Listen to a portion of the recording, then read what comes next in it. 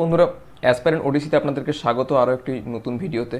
আমরা কনস্টেবলের যে সিরিজটা চালাচ্ছিলাম প্রিভিয়াস ইয়ারের, আগে দুটো সিরিজ বানিয়েছি 2013 এবং 2015 কনস্টেবলের ব্যাপার। আজকে 2016 কনস্টেবলের যে প্রিভিয়াস ইয়ারের কোশ্চেনগুলো এসেছিল জিকের, আজকে সেটা নিয়ে ডিসকাস করব। ওকে, তো চলো শুরু করি কথা না বাড়িয়ে আজকে। আচ্ছা, যাদের পিডিএফ দরকার তারা ডেসক্রিপশন থেকে টেলিগ্রাম গ্রুপে জয়েন করে পিডিএফ অ্যাক্সেস করতে পারো, অথবা কিউআর কোড স্ক্যানটা করে তুমি পিডিএফটা অ্যাক্সেস করতে পারো। ওকে, চলো শুরু করি। একমাত্র মহিলা সাম্রাজ্ঞী যিনি দিল্লি সিংহাসনে আসীন হয়েছিলেন তার নাম, দেখো এটা সবাই জানো মোটামুটি, কে? সঠিক উত্তর হলো রাজিয়া সুলতানা। রাজিয়া সুলতানা হচ্ছে দিল্লি সুলতানাতের একমাত্র মহিলা শাসক যিনি অ্যাপয়েন্ট হয়েছিলেন। ইনি হচ্ছেন ইলতুতমিশের মেয়ে আর কি। ওকে, দাস বংশের, মানে সেকেন্ড মামলুক বংশের মানে রানী আর কি বলতে পারে, রানী নয়, শাসক। নেক্সট, একটি পদার্থের কঠিন অবস্থা থেকে সরাসরি গ্যাসীয় অবস্থায় রূপান্তরের প্রক্রিয়াটির নাম হলো, মানে কঠিন সলিড থেকে একদম গ্যাস হয়ে যাওয়ার এই পদ্ধতিটাকে কি বলে? দেখো সঠিক উত্তর হলো ঊর্ধ্বপাতন। ঊর্ধ্বপাতন বা ইংরেজিতে বলে তোমার সাবলিমেশন। সাবলিমেশন। এক্সাম্পল কি? এক্সাম্পল হচ্ছে কর্পূর। কর্পূরকে তুমি খালি জায়গায় রেখে দিলে দেখবে ডাইরেক্ট তোমার গ্যাস গ্যাস ফর্ম করছে, এইটাকে ঊর্ধ্বপতন পদ্ধতি বলে, মানে কঠিন থেকে গ্যাসে যাওয়াকে। ঘনীভবন কোনটা? যেটা ফ্রিজিং বলি, যে তরল থেকে কঠিন হচ্ছে, মানে বরফ জমে, এই জল জমে বরফ হওয়া, এটা হচ্ছে ঘনীভবন। এটার ইংরেজিতে বলে ফ্রিজিং।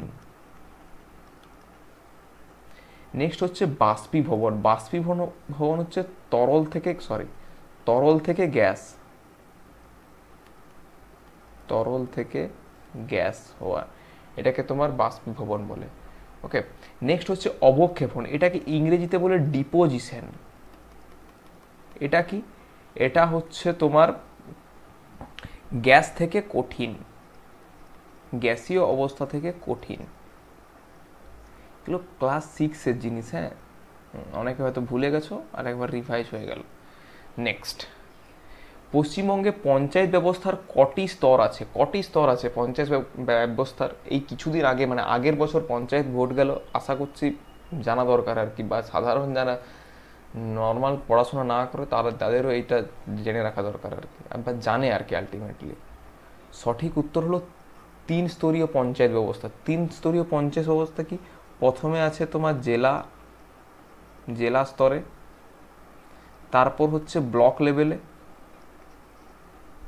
তারপর হচ্ছে গ্রাম পঞ্চায়েত। আচ্ছা, এটা। নেক্সট, রবীন্দ্রনাথ ঠাকুর যে ছদ্মনামে লিখতেন সেটি হলো, রবীন্দ্রনাথ ঠাকুর কোন ছদ্মনামে লিখতেন? দেখো এখানে দেওয়ায় মানে অ্যান্সারটা করে দিয়েছে, মানে যার যেখান থেকে পেয়েছি কোশ্চেনটা, ভানু সিং। রবীন্দ্রনাথের ছদ্মনাম হচ্ছে তোমার ভানু সিং। ওকে, নেক্সট, তথ্য জানার আইন বা RTI, right two information act, এটা কত সালে পাস হয়?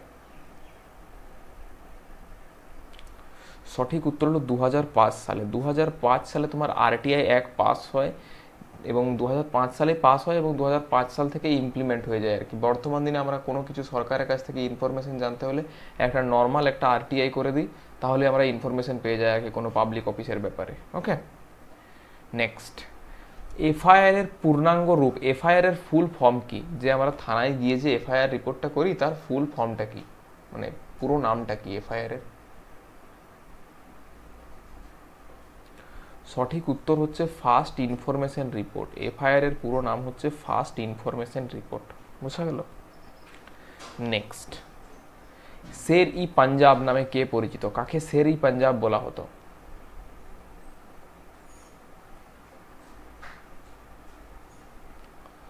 সঠিক উত্তর হলো লালা লাজপত রায়। লালা লাজপত রায়কে তোমার শের ই পাঞ্জাব বলা হতো। লালা লাজপত রায় তোমার মারা গিয়েছিল কখন, এটা কোশ্চেনটা আসে 1927 সালে।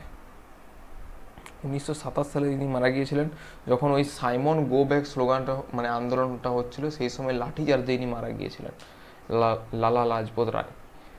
নেক্সট, নিম্নলিখিত কোন রঙগুলিকে মৌলিক রং বলা হয়? মৌলিক রং, দেখো এখানে মৌলিক রং বলতে যেটা বলা হচ্ছে প্রাইমারি কালার, যেটা হচ্ছে মানে যে কালারগুলো দিয়ে তোমার সব রং গঠন করা যায়। কোন তিনটা কালার? এর সঠিক উত্তর হলো নীল। এই নীল, লাল আর হলুদ, এই তিনটা কালার দিয়ে তোমার মৌলিক রং গঠন করা হয়, বুঝতে পারছো?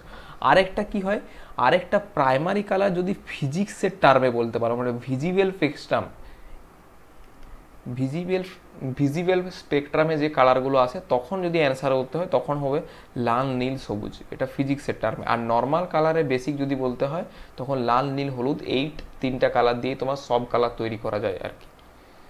নেক্সট, একটি ট্রাফিক সিগন্যালের দিকে তাকালে উপর থেকে নিচের এই ক্রমে কোন আলো দেখা যায়? ট্রাফিক সিগন্যাল যে আমাদের থাকে বিভিন্ন শহরে, তিনটা লাইট থাকে আর কি, কি কি একটু যারা খেয়াল করেছো তারা বলতে পারবে। দেখো ট্রাফিক সিগন্যালের সবচেয়ে নিচে থাকে তোমার সবুজ, বুঝেছো? এরকম সবুজ লাইটটা থাকে সবচেয়ে নিচে, তার উপরে মধ্যে থাকে হলুদ, এটা মোটামুটি সব সময়তেই যখন কিছু না থাকে তখন চলে। আর সব থেকে উপরে থাকে আমাদের লাল, লাল লাইটটা সব থেকে উপরে। তাহলে কি বললো যে উপর থেকে নিচের দিকে, উপর থেকে নিচের দিকে এলে প্রথমে আমার হবে লাল, তারপরে হবে সবুজ, হবে না, এটা ভুল, প্রথমে হবে লাল, হলুদ, সবুজ, এই যে অপশানটা হচ্ছে সঠিক উত্তর, বুঝলে? নেক্সট, ঝুম কথাটি বলতে কি বোঝো? ঝুম, ঝুম কথাটি কিসের সাথে যুক্ত? দেখো ঝুম হলো একটি চাষাবাদের পদ্ধতি, ঝুম কাল্টিভেশন। এটা উত্তর পূর্ব ভারতে কৃষিকাজ করা হয়। কিভাবে কৃষিকাজ করা হয়? মানে স্ল্যাশ অ্যান্ড বার এগ্রিকালচার জায়গা আর কি, যেখানে তোমার ওই পাহাড় কেটে পড়ে সেখানে আগুন জ্বালিয়ে তোমার পাহাড়ে ধাপে ধাপে ধাপে ধাপে ইয়ে করা হয়। এটা হচ্ছে তোমার ঝুম চাষের আর কি, বিভিন্ন ধাপে ধাপে তোমার চাষ করা হয়, উত্তর পূর্ব ভারতে এইভাবে করা হয় আর কি। নেক্সট, প্রতি বছর কোন দিনটিকে বিশ্ব পরিবেশ দিবস হিসাবে পালন করা হয়? বিশ্ব পরিবেশ দিবস, ওয়ার্ল্ড এনভায়রনমেন্ট ডে, কোন দিনটাকে বলা হয়?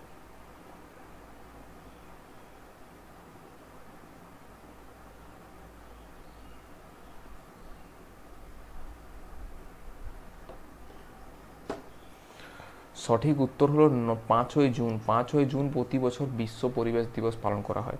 আর যদি বলে যে 2024-এর থিম কত, 2024-এর থিম, এই কোশ্চেনগুলো চলে আসে আর কি।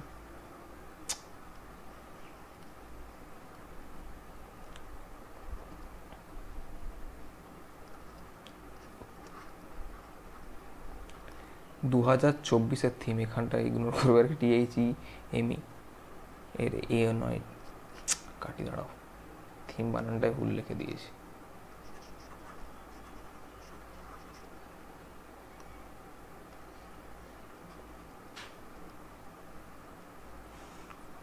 Land restoration,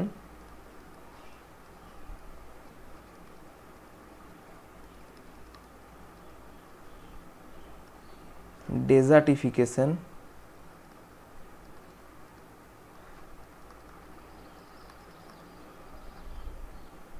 and drought resilience।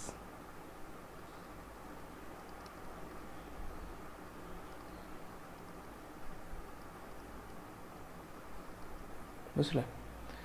Next, কম্পিউটারে পিডিএফ কথাটির পূর্ণাঙ্গ রূপ, পিডিএফ এর ফুল ফর্ম কি?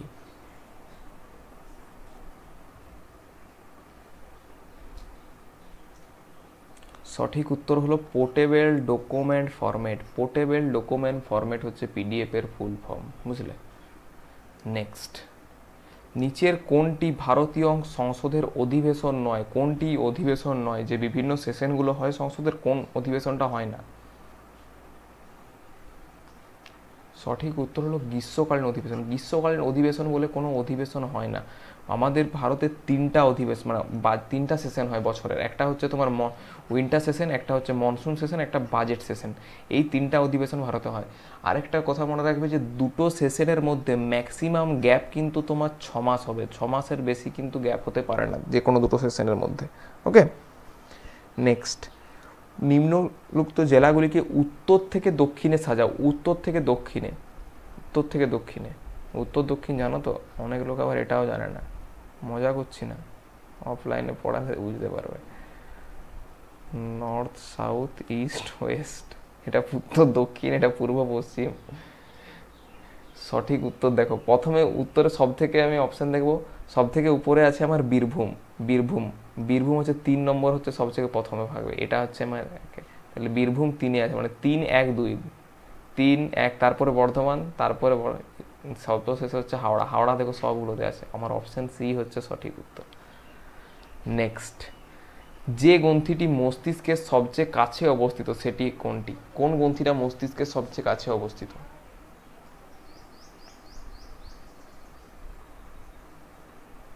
সঠিক উত্তর হলো পিটুইটারি গ্ল্যান্ড। পিটুইটারি গ্রন্থি হচ্ছে মস্তিষ্কের সবচেয়ে কাছে অবস্থিত। ওকে, থাইরয়েড গ্রন্থি হচ্ছে তোমার গলার কাছে, গলার কাছে তোমার থাইরয়েড গ্রন্থি আছে।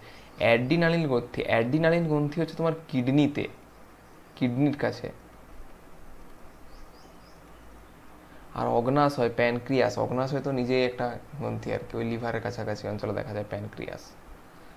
নেক্সট, পশ্চিমবঙ্গের সবচেয়ে বেশি জনসংখ্যাপূর্ণ জনঘনত্বপূর্ণ রাজ্য হলো, জনসংখ্যা জনঘনত্বপূর্ণ, সব থেকে বেশি জনসংখ্যা কোথায় দেখা যায়? জনঘনত্বপূর্ণ বলেছে, জনসংখ্যা না।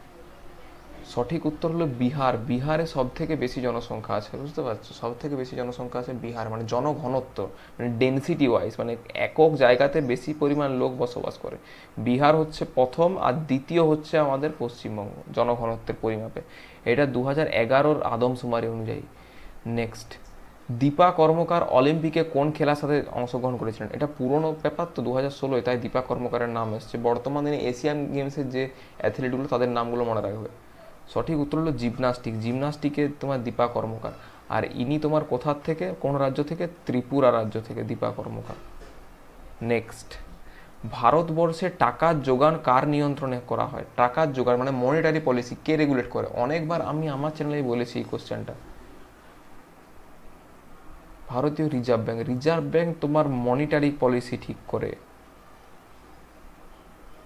Monetary policy reserve bank. আর অর্থ মন্ত্রক করে তোমার fiscal policy. Next, Satyajit Ray film and television institute কোথায় অবস্থিত? Satyajit Ray film and television institute কোথায় অবস্থিত? সঠিক উত্তর হচ্ছে কলকাতায়। কলকাতায় তোমার Satyajit Ray film and television institute অবস্থিত। কলকাতার কোথায়? বাঘা যতীনে, যতীন, বাঘা যতীন, যেখানে সেই বাঘা যতীন ফোনপে পরোটা, সেই ভাটবোকা কাকুটা থাকে আর কি। যা ভাটবোকে। চলো, আর এলিসা স্টেট, এলিসা টেস্টটি কোন রোগ শনাক্ত করতে সাহায্য করে? এলিসা। সঠিক উত্তর হচ্ছে এইডস বা HIV টেস্ট ডিটেকশনের জন্য তোমার এলিসা টেস্টের ব্যবহার করা হয় আর কি। নেক্সট, আচ্ছা আজকের মতো এখানেই, পরের দিনে আবার নতুন একটা পেপার নিয়ে আসবো প্রিভিয়াস ইয়ারে। ওই করতে করতে একদম লাস্ট 2024 লাস্ট পরীক্ষা পর্যন্ত আমরা যাবো আর কি। Thank you and stay tune for next videos.